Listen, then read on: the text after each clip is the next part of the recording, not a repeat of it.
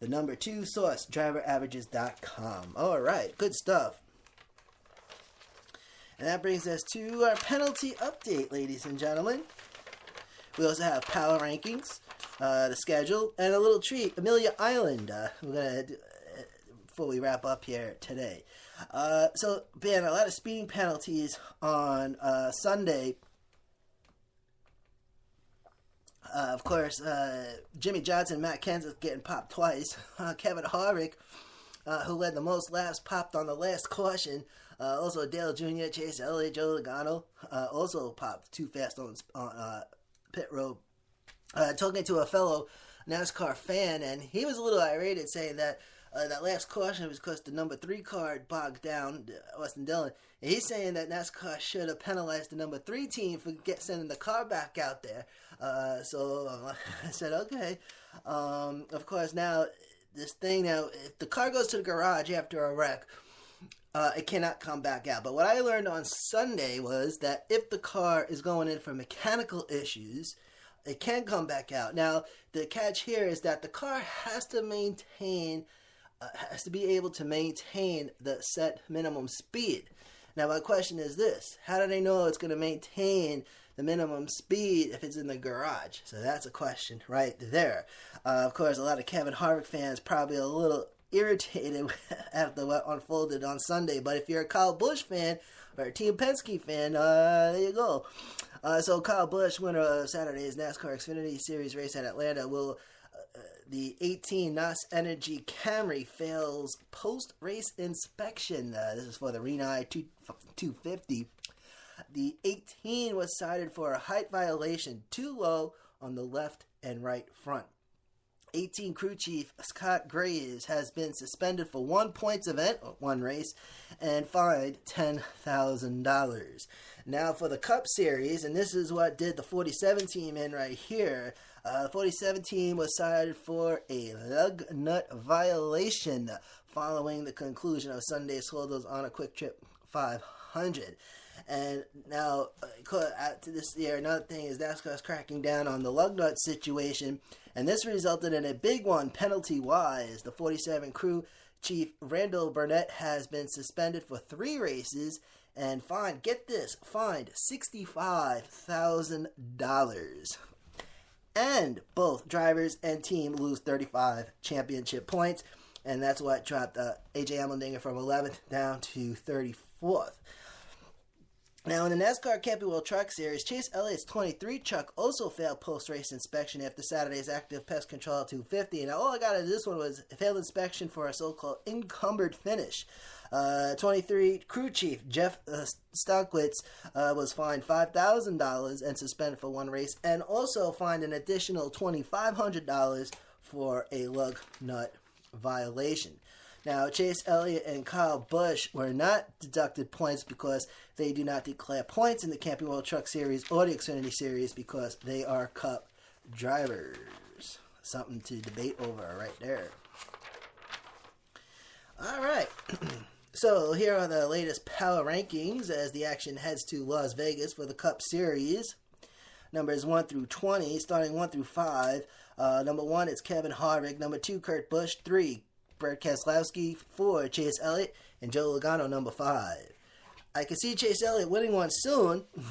He almost won at Daytona, but and I'm still waiting for my guy Joe Logano to win one. He almost won the Daytona 500 too. Almost. I thought he had a chance there. But 6 through 10 we have in order Kyle Larson, Truex Jr., Kyle Busch, Denny Hamlin, and Matt Kenseth.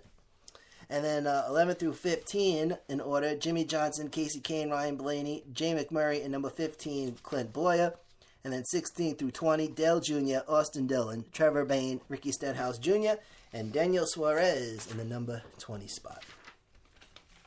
All right, catch some videos at Race TV, motorsportsradio.net, and click on the Race TV link.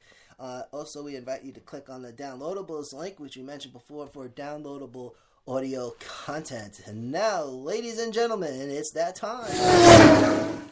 Now, racing fans, motorsportsradio.net proudly presents the official Motorsports Radio racing schedule.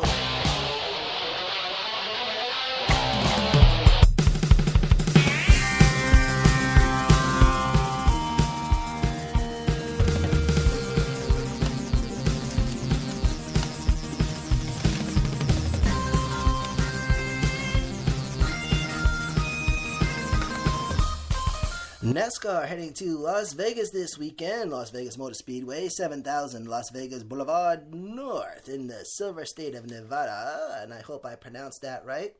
I'm from New York, so we talk funny. Long Island, not the city. Nothing against the city, but opened in 1972, 1.5 miles of asphalt. Baking's at the corners between 12 and 20 degrees. Lap record 226.491 miles per hour. Set by Ari Londrick, 1996 Treadway Racing in the 1996 IndyCar Series. And speaking of IndyCar, season owner for the Verizon IndyCar season in St. Petersburg. And we'll get to that in a moment, but starting with NASCAR. No trucks this weekend. They return on April 1st, starting with the NASCAR Xfinity Series on Saturday afternoon at 4 p.m. Eastern Time, and that will be on FS1 and PRN. And that's going to be for the Boyd Gaming 300. With 200 advertised laps. Stages 1 and 2 will be 45 laps each. Stage number 3, 110.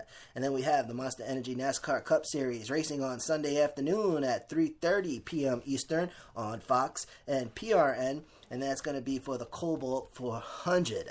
267 advertised laps. Stages 1 and 2 are 80 laps each. And stage number 3 will be 107. NASCAR Capital Truck Series returns, as mentioned, on April 1st at Martinsville. All right. And also on Sunday, this season, 2017 season opener for the Verizon IndyCar Series. That's going to be Sunday at 12:30 p.m. Eastern Time on ABC, and that's going to be for the Firestone Grand Prix of St. Petersburg. Now, NHRA's Mellow Yellow Series returns on the weekend of March 16th through 19th for the Gator Nationals down in Gainesville, Florida. All right, so there we go. Oh, one more thing. Almost forgot. Amelia Island, a little treat here. This weekend in Amelia Island, Florida, is the Ritzy Amelia Island Concourse Week. Cars and Sunshine in the Sunshine State, and this weekend, the Amelia Island Auctions, Gooding and Company, RM Sotheby's, and Bonhams will be present. So I listed a couple cars here that are going out on the auction block. Lot 073 from Gooding and Company, a 2015 Ferrari LaFerrari, estimated to bring in between 3.8 and 4.5 million. Lot 029, a 1990 Ferrari F40, estimated between 1.3 and 1.6 million. And lot 46, a 1955 Pegaso Tipo Z102B, estimated between 6 and 8 million. RM Sotheby's, now from RM Sotheby's, now this is just a handful, there's a whole bunch of cars. If you watch Chasing Classic Cars, then you know the Concours d'Elegance, which I think is another, but if you watch Chasing Classic Cars on the Velocity channel, they always show Amelia Island. From RM Sotheby's, lot 258 is going to be a 1954 Mercedes-Benz 300 SL Gullwing, estimated between 1.2 and 1.4 million.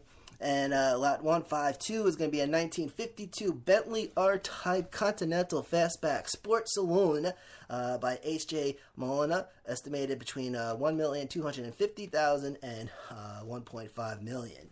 And the Brettits, they like to use saloon, which I think is a four-door car. They call it four-door car saloons there.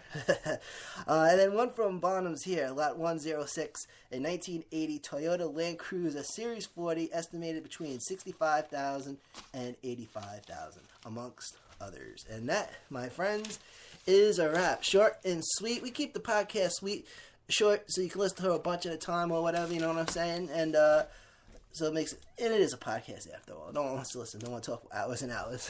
So that's why we keep it nice and short. All right. That's going to do it for this weekend. Be back on Monday for race recaps. Now, in the event that a race gets postponed, if the Sunday race gets postponed to a Monday, then we do the recaps on Tuesday. That's the only thing. But it's in Vegas, so I don't think they're going to have any rain out there. But for the most part, it's race recaps on Monday, starting at 7:25. And we're going to have two shows this Monday, plus one extra for the full results. So that's going to start Monday, 7:25 at motorsportsradio.net. Thank you for tuning in tuning in from the Skybox Podcast Center. This is Manny Allegretta. This is Motorsports Radio.net, home of Motorsports Talk.